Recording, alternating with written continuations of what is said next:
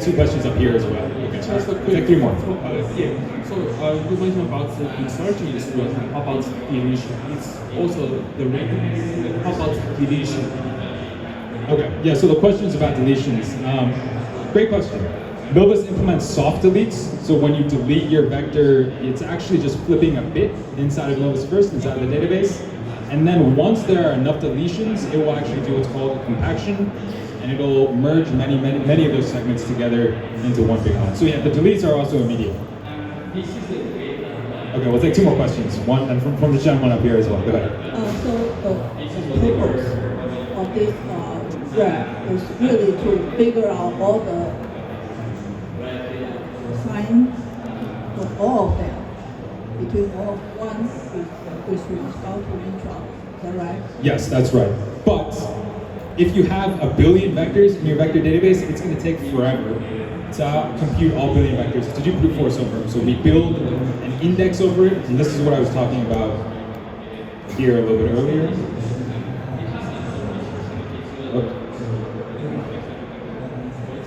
Come on.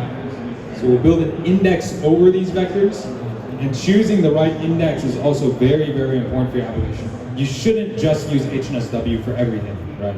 Depends on what you want to do, what you want to build as you scale out your RAG system. We'll take one more question from this gentleman. Agent, automation versus customization.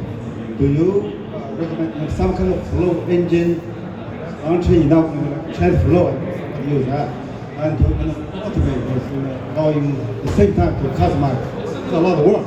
You're mostly generic. You can. I mean, I see that's the direction. Very good. Can you make some comment or recommendation on something? So I have my personal feeling. We'll take one more after this. I have mixed feelings about agents because it's very, very hard to put guardrails on agents to get them to do what you want to do right now. At the same time, if you put too many guardrails on these agents, they're not very useful. You want your agent to be general purpose enough, right? I think as it is, it's very, very hard to build proper agents, but we're gonna see agent frameworks really, really mature very quickly in the next 1 to 2 years. So the way agents are built today, even in something like LangChain or MemGPT, that is going to change very, very quickly as we discover some of the good and new ways to use them, prompting strategies, so on and so forth. But what is out there today, I would pay attention to it, but just keep in mind that it is going to change, it is going to mature. One more question. So if I want to scale my RAG to, say, thousands of structured database with some unstructured data as well, which kind of indexing is best and how will this help in this case? So Milvus, for the most part, will help you store your unstructured data or your text. When you're talking about structured databases, I assume you mean things like either document databases, like DocDB, MongoDB, or relational databases like MySQL or Postgres. We actually don't do, this is only for vectors themselves. What you really want to do is represent your unstructured data as vectors and keep your structured data separate. Keep them in these separate databases and have your own query patterns over them to be able to get the data that you need. Ultimately, I don't recommend storing tables as embeddings. I don't think there is a great table embedding model out there today.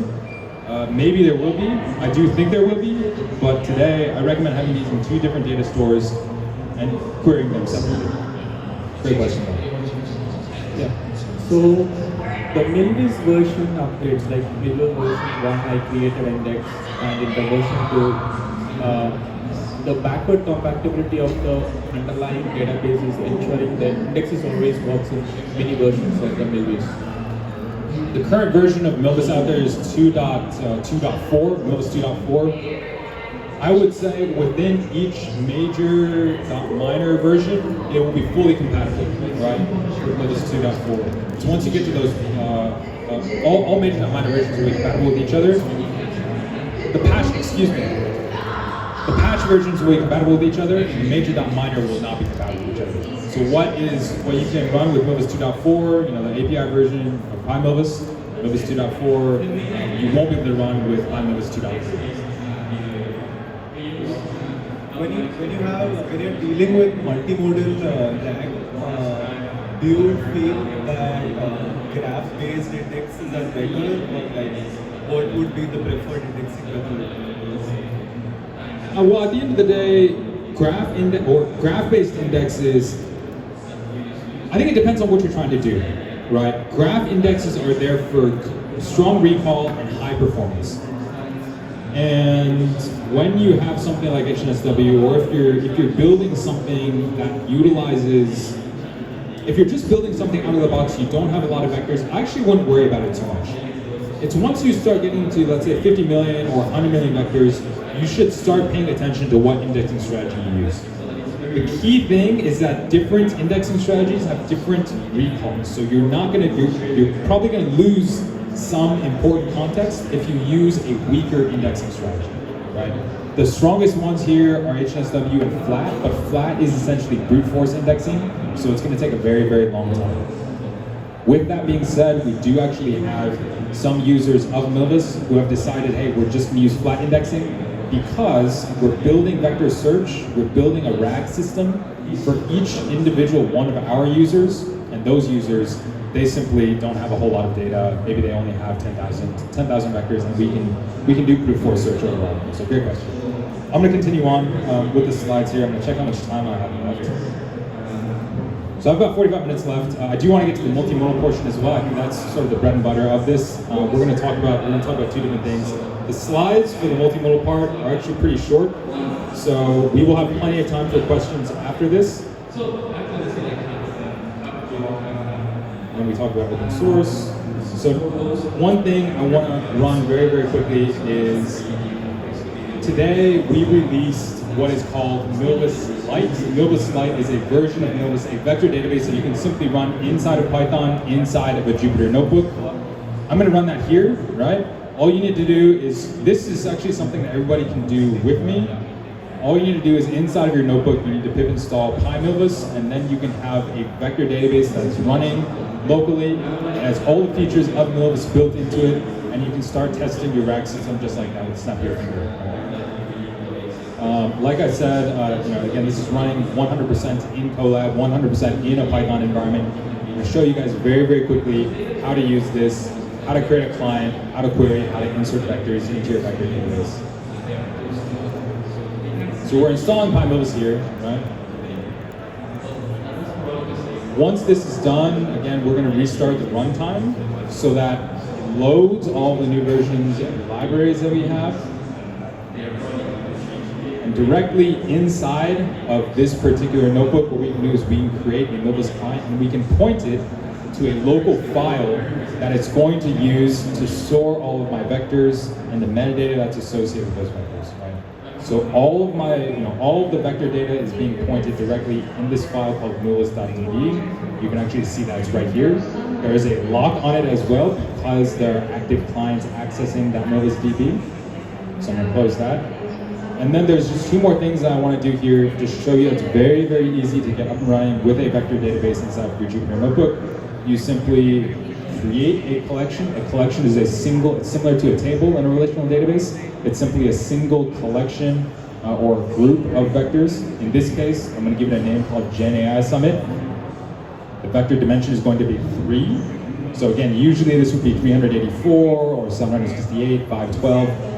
I'm going to give the dimension of 3 just to show you guys that this is something that's very, very easy to get up and running with.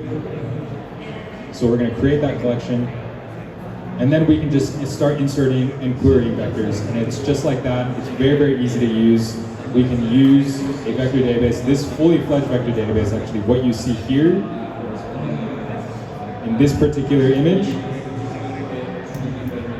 directly in a Jupyter notebook, directly in a pure Python environment. So I hope that's exciting for everybody. I know for the developer folks who are out there, for the folks who just want to try out vector search, I hope that's something that interests folks. I encourage everyone here to try it out as well. So again, it's pip install PyMilvus, very, very easy. And then from there, you can create a Milvus client, point it to an actual file. PyMilvus will store all the data in that file. Then you can create a collection, insert data, start doing queries, just like that. So that's actually the quick sort of the Milvus related notebook that I wanted to go over. It's very, very quick. I don't have many slides. I do want to get into sort of the multimodal portion of this particular workshop. I know what a lot of folks are actually here for. Talking about RAG 2.0, there's not many slides here as I mentioned. And we talked about vanilla RAG. We talked about some of these early on what RAG looks like. A lot of these deployed RAG systems today, it is taking your documents, pure text, feeding them to your embedding model, and storing them inside of Novus. Great, right? But when we talk about the future of retrieval augmented generation, when we talk about the future of RAG, what are we doing, right? We have many, many sources of data. Your large language models are going to be able to understand not just text, but they're also going to be able to understand images. They're going to be able to understand video. They're going to be able to understand video. They're going to be able to understand audio and other maybe less common sources of unstructured data as well, such as 3D models, molecular structures, so on and so forth. So this is very important. I think we already see that with Gemini 1.5, with GPT-4o, they already accept natively 3 different modalities, 4 if you include video. They accept images, they accept audio, they accept text, and they will accept video as well. So visual data, audio data, and textual data, natural language. It's very, very important for us moving forward, not just for us to be able to embed text, but to embed all of these different types of unstructured data, store them into our vector database, and be able to retrieve the most relevant bits and pieces of data as well. Very, very important for us moving forward. And I talked about this model a little bit earlier. This model, again, is called ImageBind. It works for 6 different modalities. So you can turn 6 different modalities of data into vectors and store them inside of Novus. We're actually going to go through an example of this in action a little bit later. These are all the slides I have for this section, so I want to get right into the notebooks, okay? So the first one that I want to share with everybody should actually be pretty easy for you to run along with me. Let me actually load this up a little bit.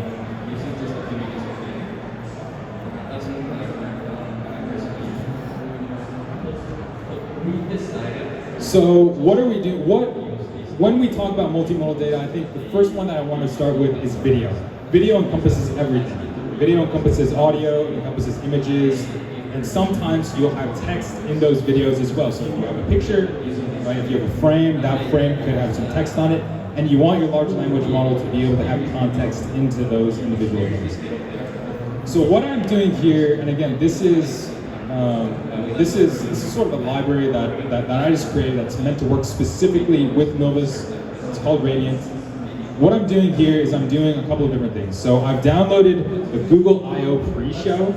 So if folks are familiar, the Google I/O pre-show, they had this crazy musician called Mark, and Mark was doing all this.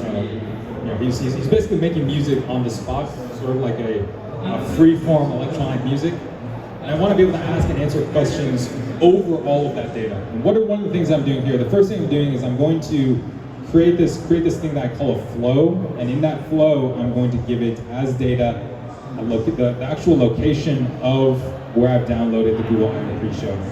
I'm going to do a little demuxing, so I'm going to actually turn that video into a combination of images and audio snippets. So I'm going to do 1 second, every 1 second I'm going to pull out a frame. I'm going to pull out the relevant audio as well. And then I'm going to use this model that I just talked about, ImageBind, where it has 6 different modalities. It supports text, audio, and images, along with video, of course. And I'm gonna give that into the ImageBind model, and then I'm going to store all of those vectors inside of Novus. Okay. This is going to take a while, and this is why I wanted to run through this example first. Even though I have the data with me locally, as it does this, it's going to do it all in real time. So I wanted to sort of give you an intro into this, show you that what are the capabilities of this right now before we dive into the other notebook. I'm going to let this notebook run, and then we're going to go to the other notebook. So I'm going to restart the kernel actually.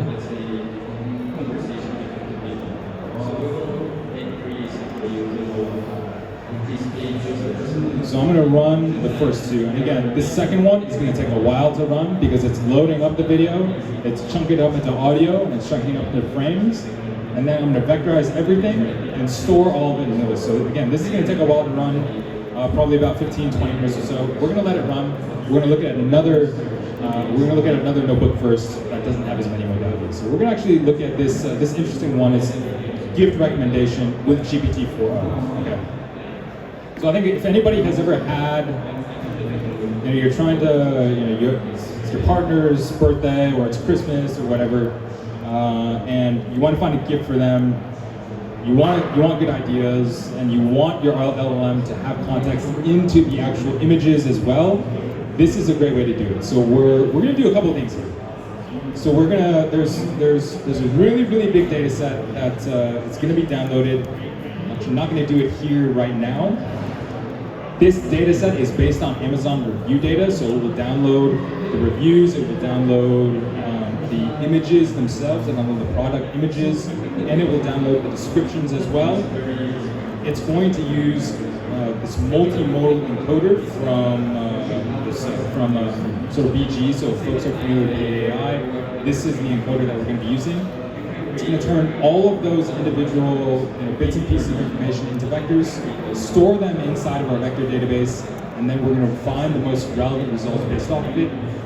And then we're going to put them all together in a frame and ask our large language model to answer questions over it. So let's sort of work through this notebook together. I'm not going to run this, unfortunately, because the data set takes way too long to download. But again, I will make this available for everybody after this workshop so that you guys can follow along with it, play around with it as you see fit as well. So again, what we want to do here first is we want to prepare, we want to download a data set. We want to create the encoder itself as well. It's actually missing a couple. Let me see.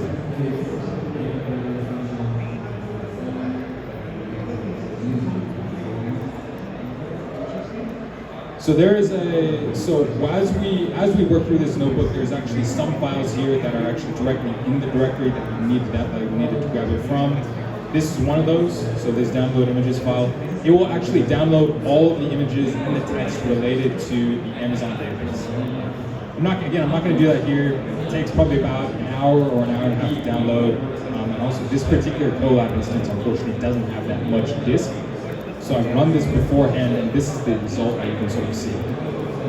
So with that data, right, what we can do is now we can create this instance of Novus client, and we can actually insert all of that into the Novus database, into the Novus vector database.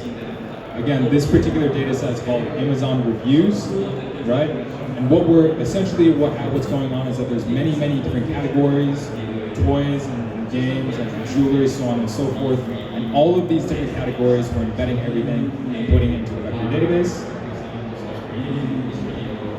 Once we have that, we can actually see maybe one of the items in the categories that we're looking at.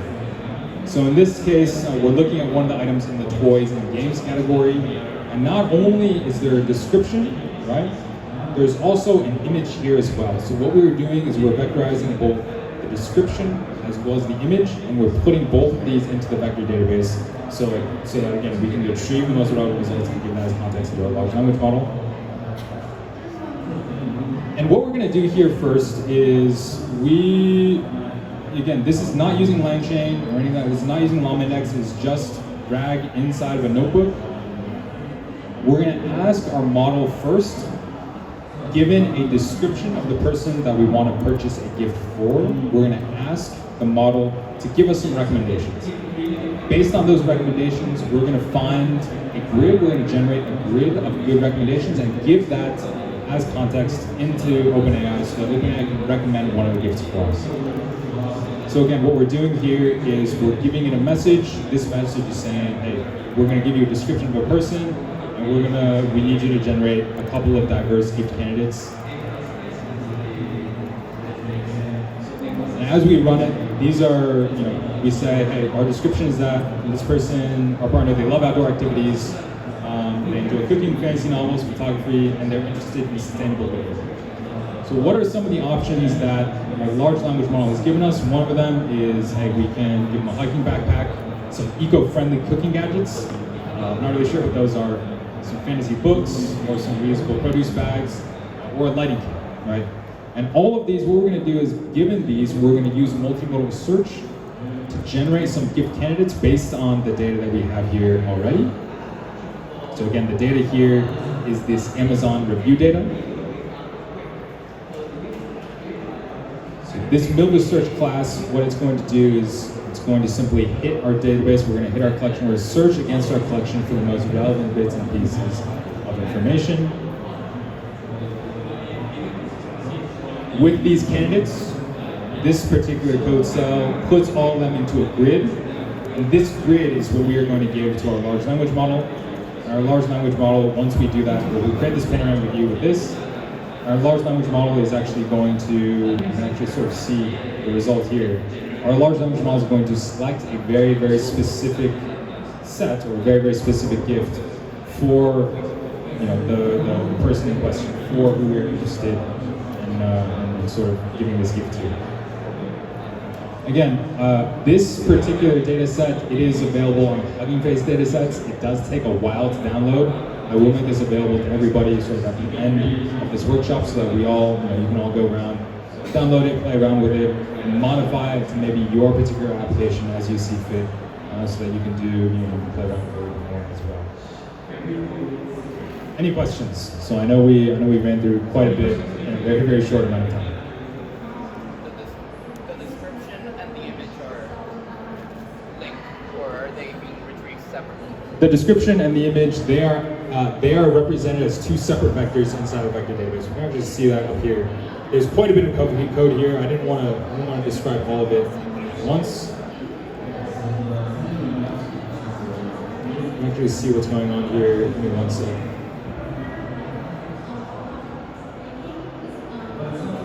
But in our embedder, right, as we create this, where is it? In our embedder, you can actually see that we have two different ways of embedding the images, and these are actually stored as two different vectors in a single collection. So the collection has two columns. One is a text embedding, one is the image embedding, and this is stored in there as well.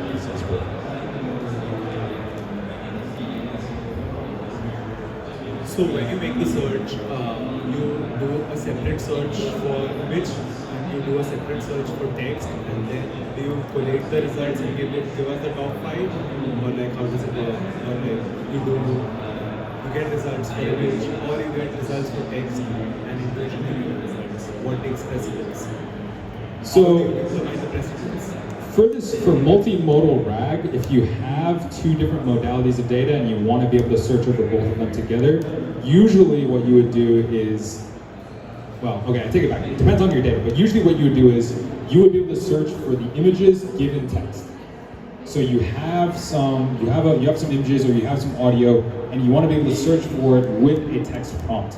So in this case, it's actually everything is embedded together, even though there are two separate columns. The reason why we've given it two separate columns is because every product has an image and every product has a description as well. So as we search for it, as we give it a text prompt, we're simply searching both columns with the same exact embedding.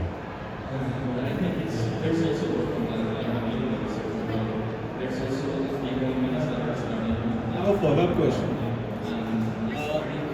So, if every product does not have a text or something associated with it, like a missing thing, like missing problem, then how do you deal with it? If a product does not have text associated with it? Oh, okay, yeah, great question. What you can do is a couple different ways that you can deal with that, right? The first is that you give it a completely irrelevant vector, or you give it a vector of, you give it a really, really large vector, a vector that's very, very big magnitude, that is far away from everything else. And when you do the searches, you only search for, let's say, the image, or you only search for the text, depending on what is missing. When you do a weighted average of, let's say, the description and the image as well, that is going to be taken into consideration. So the fact that a particular product doesn't have a description is definitely going to weigh against it. If you need to generate a description for it, you could always use an LLM to do it, to automate it, to autofill that area. But again, it depends on your application, depends on exactly what you're trying to do. But there may be cases where the image is very relevant to the prompt, but it doesn't have a description. But if we assume that, or like take a large vector, then it will go against and hallucinate or like give another result which is not up to the mark. You're right. In that case, it will.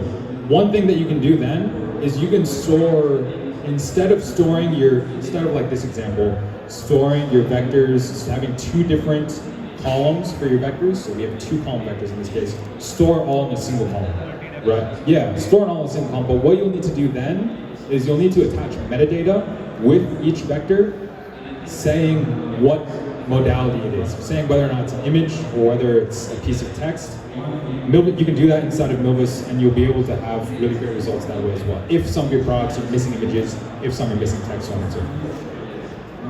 I just had a quick question about the dimension. I think you mentioned that when you want to insert something into the Milvus, you will specify the dimension at the first place.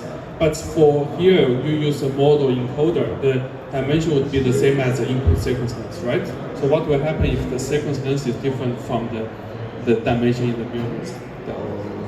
When you have multimodal embedding models, all modalities are embedded into the same embedding space. So if you have input query that is text, that gets embedded into 768.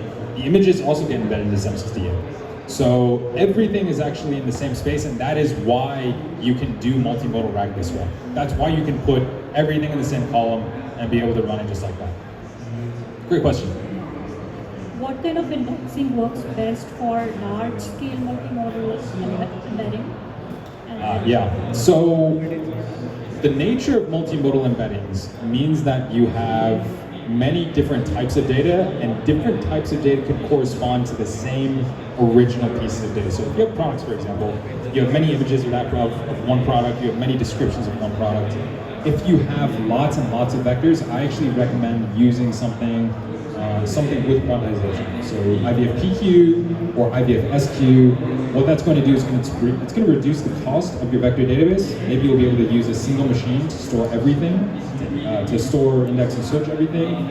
And you're going to have okay performance as well, because you have so many pieces of data, so many bits and pieces of information that's associated with the same product. One more quick question. How we can reduce the noise in large-scale multimodal embedding? Like noise that go into the LLM. What do you mean by noise? Could you clarify that a little bit? No, noise, I mean some information which might not be very relevant but can be picked up during the indexing. Is there a way to filter that out in multimodal embedding? Typically, if you have noise, or if you have information that's not relevant to your data, I know this is probably not the answer that you're looking for. What you want to do is you probably want to fine-tune your embedding model, or you'd want to use a different one altogether. I know the multimodal ones out there are pretty limited. There's not a whole lot out there, but that's the best answer that I can give you right now. Great presentation. One of the most common use cases is working with PDFs. And PDFs do not always just contain text. They might contain tables or some images which might be relevant to the text. Now, we are limited with the options that are available, such as PyPDF or PDF Miner. They do a great job parsing the text, but they do not work so well when there are tables involved or when there are images involved. Right? Now, what strategy would you implement to make sure that the question is answered with the relevant text, especially when there are tables or images involved? All right, this is a really good question. It's also opening a can of worms, so I'll try to give a nice, concise answer to it. If you have PDFs, or if you have Word documents, or you have all this context that is together, one of the things that I would do is, first of all, use a good parser. So sometimes when you parse PDFs out, if you use like a basic PDF parser, you get weird symbols, or you'll get you'll be missing images, or you'll be missing tables, or the tables will be in like this really weird format. Use a good PDF parser. So there's proprietary ones out there, like LlamaParse, Unstructured has one. There's proprietary ones that you can use if you really need to extract maximum performance out of your RAG system. When it comes to multimodal data, right, you have an image, right, and you have that image has some corresponding text around it. You want to give it context into both images and text. If you remember what I talked about here, when you have different bits and pieces of, you can do things like embedding space arithmetic, and that includes text and images as well.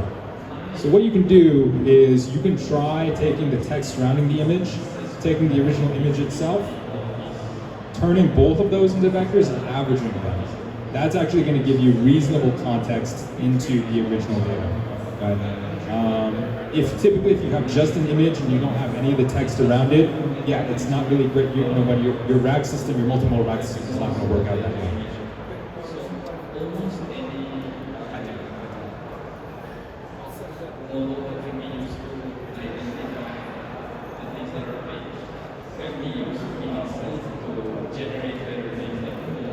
Any other questions? So you talked about how for the two modalities you have two like column vectors, one for the text, one for the image. So let's say like the modalities increase and you have a lot of non-hits, so you're scaling.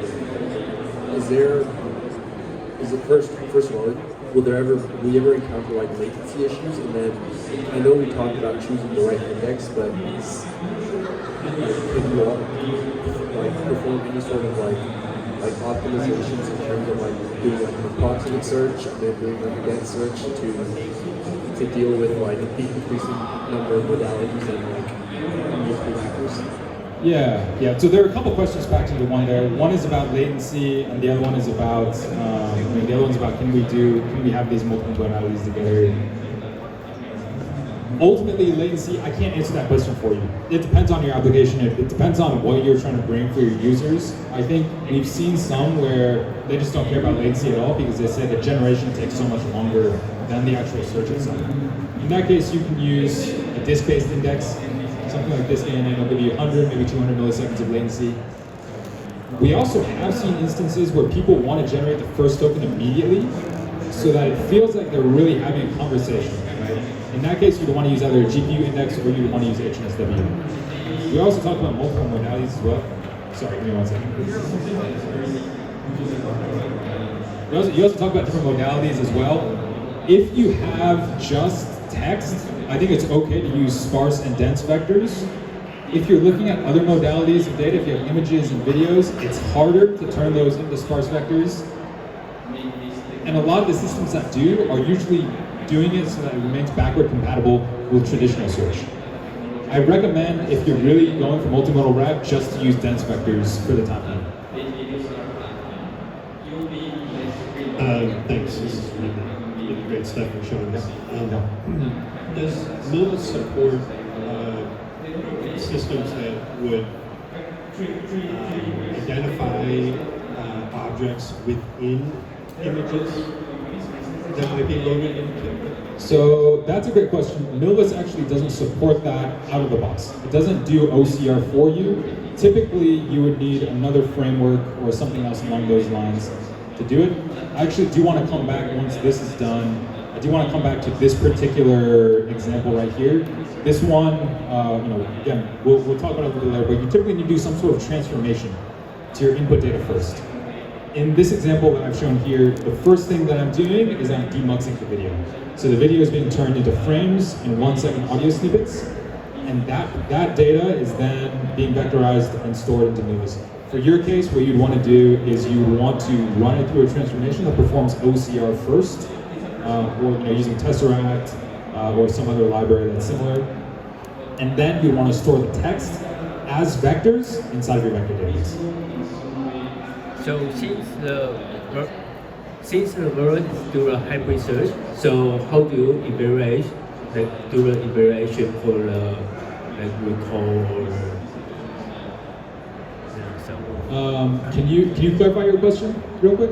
Yeah, for example, if we do a retrieval, how do we evaluate? Does it retrieval correctly? How kind of metric you will use, or how do you evaluate? Yeah. Great question. You have to have some sort of baseline metric. Again, I know that's probably not the question that's not the answer that you were looking for. You have to have, there are great tools out there that will automatically help you evaluate how powerful or how well your RAG system is, like RAGAS, for example, RAGAS, for folks who are not familiar with that. But what I recommend doing is always building up at least a small data set of ground truth. And that will really help you evaluate how well your retrieval is doing. It's hard to just use MS Marco or some other data set to evaluate how well your retrieval system is doing, because it's a different domain of data, right? Depending on what you're trying to build, if you have financial documents, legal documents, if you have videos like Google I/O's pre-show, you want to have different results based off of it. Really, it depends on what you're trying to do. I'm having a hard time understanding the difference between vector indexing and the semantic search. Like how those two are similar or those two are completely different. And yeah, the search process, the semantic search process, the retrieval process, I'm going to come back to my slides here.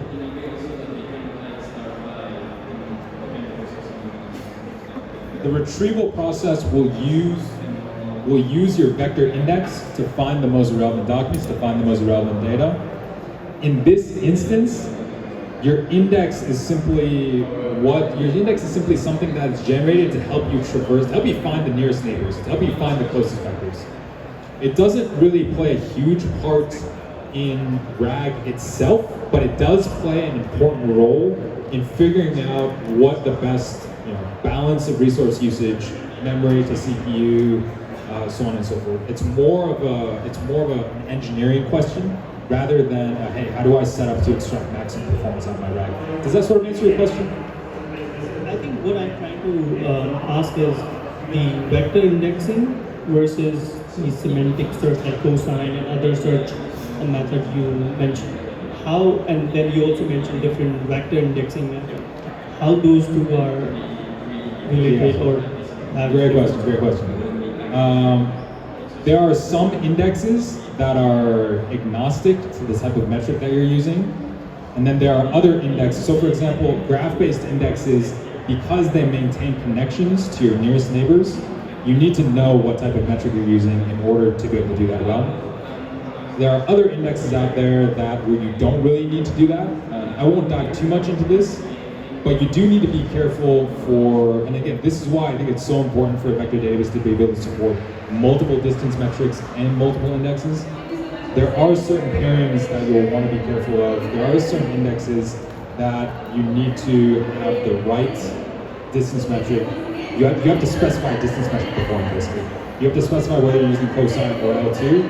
So again, it can make the right connections like graph-based indexing in this case. Flat indexing, for example, it doesn't matter, right? You don't need to know early on whether it's L2 or whether it's cosine. You just need to have the vector itself. So in your example, are you retrieving images and then are you then putting those images into a multimodal LLM? Yeah, so the multimodal LLM in this case is GPT-4o. The images, what's being retrieved here is all of the relevant products, and the products are being put into a grid for GPT-4o to evaluate. I should have displayed the grid here as well, but sorry I didn't get around to that. But yeah, that's what's going on there. I have a follow-up question. So say you were just using GPT 3.5, which doesn't have images, but could you still use a multimodal RAG to like only retrieve the text from an image and then use that text? Yeah, absolutely. Now, one thing you could do is you could take a model that is trained to caption an image and turn that image to a caption and store that as data inside of your RAG system. The other option is, as you mentioned, if your image contains text directly, you can run some sort of OCI to be able to extract that text and then vectorize that.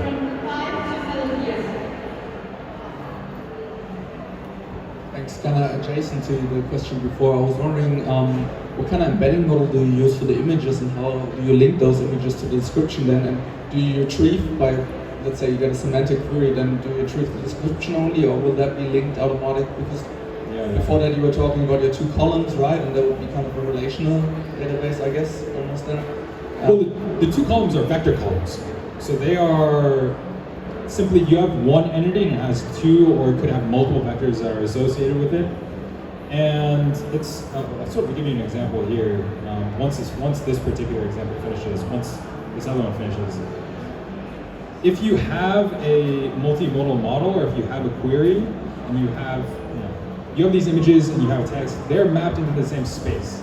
So I could theoretically retrieve images based on some text that I give it. If I have text, the example that I always like to use is a dog running through a field, and I retrieve, I take that, turn it into a vector, and I search for nearest neighbor images inside of my vector database. I'm going to be able to find vectors that correspond to that query that I give it, right? So the text and the images are in the same exact space. Now, text and images, they are semantically related. There are other modalities, like for example, molecules and audio that are less semantically related, but there are still ways to combine them. Sort of ImageBind does a great job of that. Just to give you, just to give you a heads up, there's certain modalities that bind everything else, and you'll want to pay attention to those most of all. Hey, thanks for all the information. Just one question. This might apply to a lot of different use cases, but what is your recommendation if, let's say, in your example for the gift registry, there is a column for price, and that changes every day. So would you recommend deleting your existing vectors and re-ingesting every time the price changes, or would you adopt a different strategy with regards to the data that changes? You can just do an upsert. So price in this case would be something like metadata, right? That metadata in the context of RAG, you would attach it with the original data. So when you feed it to your large language model, you would append it as extra information with the image, with the document, and you would just feed it in like that. You just need to do an upsert. So you don't necessarily need to even change the original vector. You just upsert it with the same vector with a different price or with some other different metadata, and your RAG system will work just fine. Yeah. Any other questions?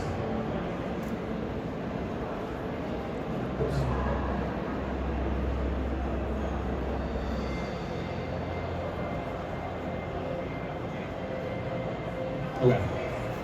Okay, we have one in the middle right there.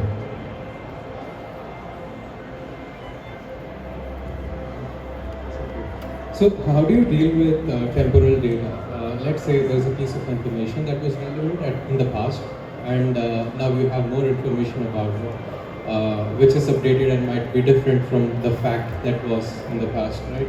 But when you query, the information in the past might sound more similar. So what solutions are available? Yeah, I would say it depends on what you're trying to build. One thing you could do is just replace the old information. If you do want to keep the old information, what you can do is you can specify a timestamp. That information can have the same, let's say the original document ID that it corresponds to. And then you want to do some sort of filtering based off the timestamp. So you want it to be, you want to bring out the newest one, or you want to have it greater than, let's say, within 1 month old or 2 months old. It's hard for me to say right now.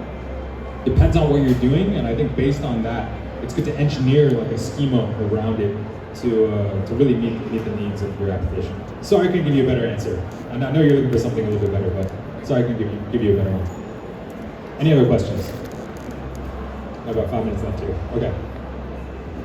What if in multimodal I want to give preference to one mode more than the other one? Is it possible? Yes, you can. So if you have one, again, we talk in this example here. I want to give text more preference than the image. Yeah, so if you have multiple vectors, you can do, in Milvus, you can do a weighted average. So you can do, there's ranking that you have to do with multi-vector search. You can give the weighted average. You can weight one, let's say the description at 0.8 and the image 0.2, or vice versa.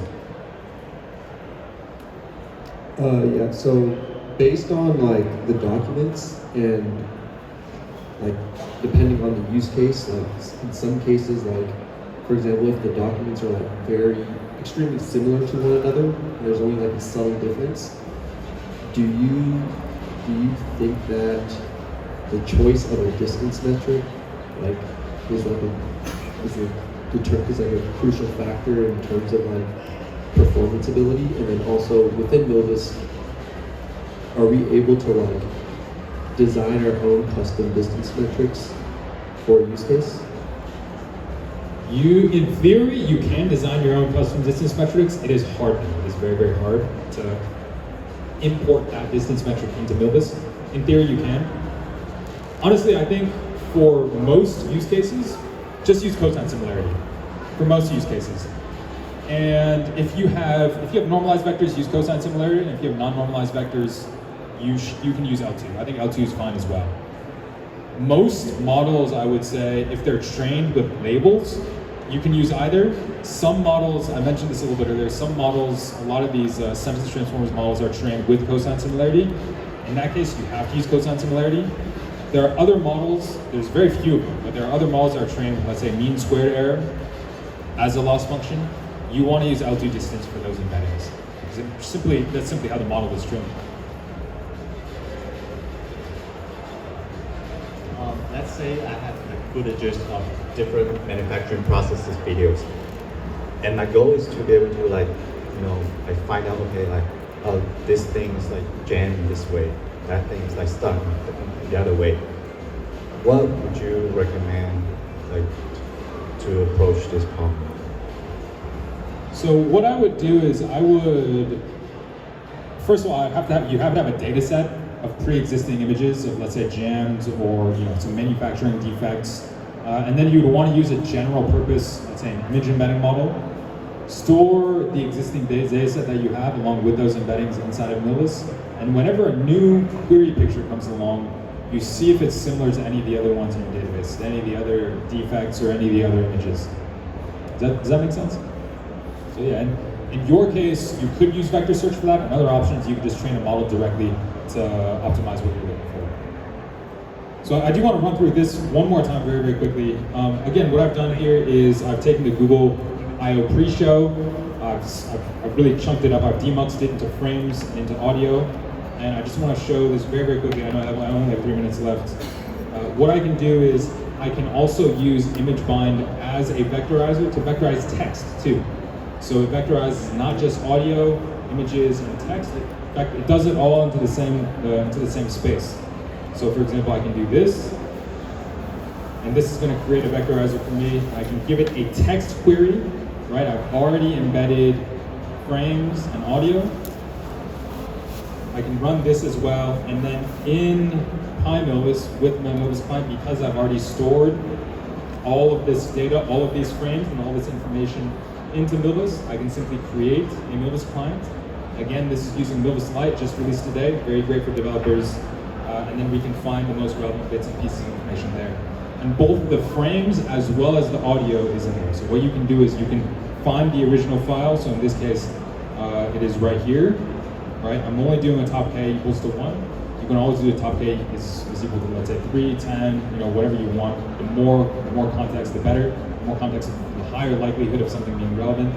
Give that into your large language model, and then you'll be able to get a good result based off of that. I just want to show that very, very quickly at the very end. I highly encourage you guys to go around, play around with this. We'll make this available to everybody. I encourage you to actually use GPT-4o. I know it doesn't support audio right now, but you can put the frames and ask GPT-4o to compare Google I/O versus OpenAI's own their own sort of developer day or their own release of GPT-4o, and see how it compares that way. It's one of the interesting things that I'll leave it for you guys to try. We have a couple more questions up here. You don't know how much data set you need. So how do you know that you're approaching the right amount that pretty much there? Or you have to keep trying to reach amount? Yeah, you want to start with a small data set first. Something that is, I would say something, even 10,000 documents is fine. 10,000 documents, but you want to make sure it's representative of the RAG use case that you're trying to do. So if you have 100 million documents, sample one document out of, let's say, every 100, and use that as your starting data set to get a RAG system going. Don't use everything, right? Don't use everything. Once you have a good set of parameters and once you have a good setup, that's when you want to scale, right? That's why it's really important to have something like this online, to have, let me see if I can find the slide. That's why it's very important to have this. Something where you can play around with it locally, just pip install it all the way to a cluster mode where you can support billions of documents. I have a question about, I remember you said you support multiple embedding models at the same time. Multiple embedding models at the same time, they would have to be in different collections. So when I said that we support multiple embedding models, it simply means that we can have, in a single database, we can have different collections and different embedding models that have embedded data into those collections. Yeah. So what happens if you've been using a collection for like 5 years on the same embedding model? What happens if there's like a much better embedding model now and you'd like to migrate your collection? Yeah. You know, I actually have been getting asked that question for over 2 years. I still don't have a good answer. I would have assumed that there's actually some research out there by now that talks about, you know, sort of mapping the embedding space of one model to the embedding space of another. Typically, even in very, very large tech companies, what they do is they backfill all the data. So they have the original data, they have a V2 or V3 of an embedding model that comes out, and they will run that embedding model through all of the data that already exists in their system, store that all back into the vector database. Again, I wish I had a better answer for you. I'm sorry that I don't. I know I'm a little bit over time. We'll take the last remaining question. We've got one right here. Yeah.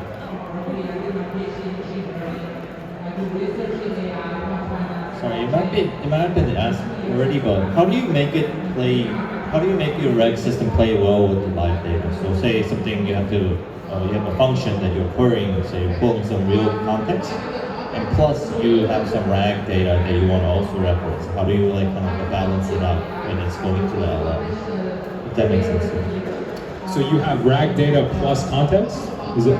Plus context that you're pulling from sort of like data outside. So I say an API.